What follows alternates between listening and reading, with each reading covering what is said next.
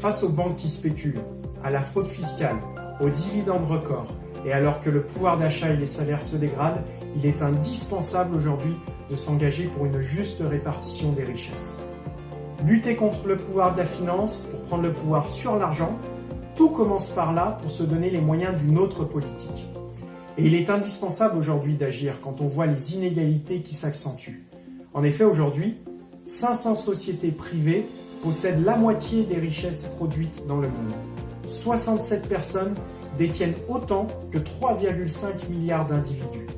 80 milliards d'euros échappent chaque année à l'impôt français via des mécanismes d'évasion fiscale. C'est 2 fois le budget de l'éducation nationale.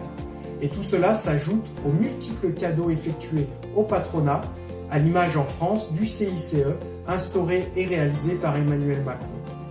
Alors on nous dit qu'il n'y a pas d'argent, et que ce soit Macron, Fillon ou Le Pen, tous promettent une réduction de la dépense publique car il faudrait soi-disant se serrer la ceinture. Or on voit bien que l'argent il existe, il est juste très mal réparti et il manque aujourd'hui une volonté et un courage politique d'aller le chercher là où il se trouve. C'est pourquoi, comme député, je m'engage à lutter contre le pouvoir de la finance pour une autre utilisation de l'argent.